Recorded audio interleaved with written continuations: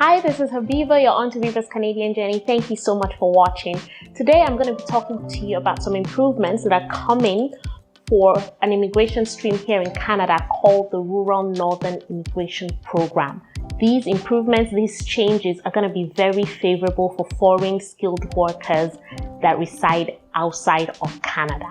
That sounds exciting. Let's get started.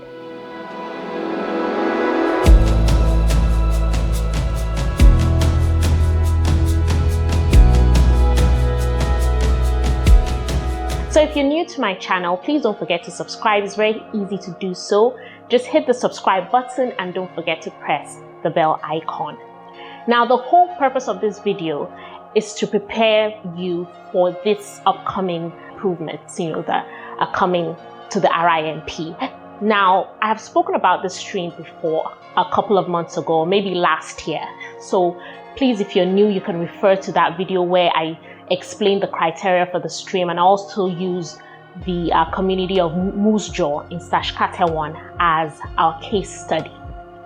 But real quick, because a lot of people contacted me and said, yes, the immigration minister here in Canada, Fraser, has said these changes are coming, and a lot of people that are new to this whole Canada journey have never heard of this stream. Now, the Rural Northern Immigration Program is a community and employer-based immigration stream. So it's kind of like the AIP, Atlantic Immigration Program, but this stream is targeted at rural communities in 5 provinces. So some rural communities in Ontario, in BC, Alberta, Manitoba, and Saskatchewan.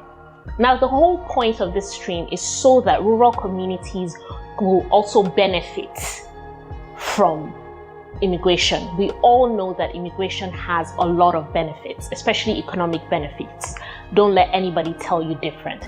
And the truth is that when people want to migrate to any country, be it Canada, the UK, the US, a lot of people want to stay in the cities or the main towns, and you can't really blame people.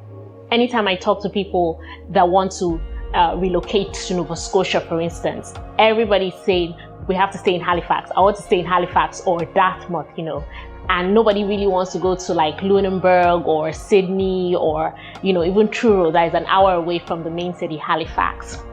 So what happens is that when people immigrate to Canada, is the big cities that enjoy all the benefits of economic immigration. The rural communities that have 50, 30,000 people that also would like to benefit from immigration, they don't benefit.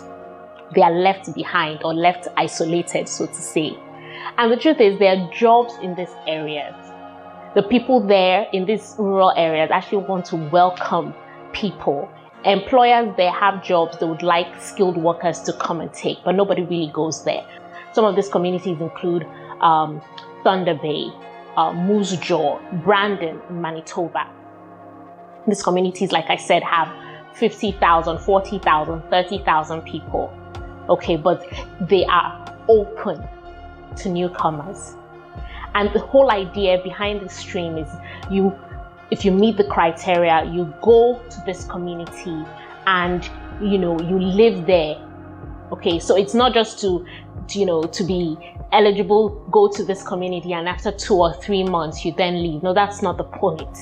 It's for you to go there, make it your home, and add value to that community. So let's talk about the criteria real quick. The criteria, there are 2 criteria. So there's criteria that has been set by the federal level, so by the federal government of Canada, and this criteria that has been set by the communities. So each community have their own different criteria.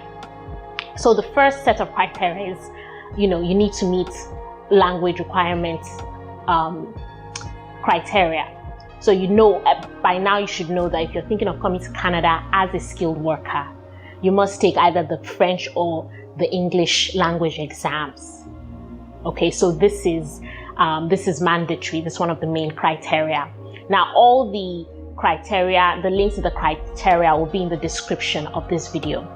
Second criteria is that you should have minimum of 1 year full-time work experience in whatever job you're applying for. So if you're coming here as a continuing care assistant, you should have at least 1 year of work experience in that area. The third criteria, like most Canadian immigration streams, is that you should have your educational credentials evaluated. Okay, so I'm gonna really rush over this because these are main criteria that are, run across board for majority of immigration streams here in Canada. You should have your proof of funds ready. Now, for this stream, the proof of funds is different than the proof of funds you use at the federal level. So for one person here, for this stream, the proof of funds is about 9,000 Canadian dollars, which is about 4,000 Canadian dollars less than at the federal level. Okay, now you meet this criteria. Okay, that's one step. Then you need to meet the criteria set by the community. Now, the communities are different. What is important for Thunder Bay, so for instance, Thunder Bay will have its own criteria that is unique to Thunder Bay, will definitely be different, to what Brandon in Manitoba sets as its own main criteria. So you need to go to the different communities and check out their criteria. Now, once you meet that, the criteria, you then apply for a job, okay, in these communities. Now, the good thing about this is that you're not just applying for random jobs, is that the communities on their website have put out the jobs that are available, have put out jobs that they want people to actually apply to. So they've kind of made it easier, okay? Now, my recommendation is that before you apply to any job, please make sure you meet the criteria. Now, if you are successful and the community see that you've met the two different types of criteria, and they like what they see, because remember, you are coming into a small community. The advantages of small communities is that everybody knows everybody. So the community has to go through your profile and make sure that you're going to be a good fit for them. For some communities, it could be the fact that maybe if you're coming with your family, some communities are very family oriented. If you're coming with your family, that already gives you, an advantage. Okay, so each community, their own unique criteria. Now, if the community recommends you, that means they like you, they like your profile, you've gotten a job, they like what they see in your profile, then they would recommend you to IRCC at the federal level.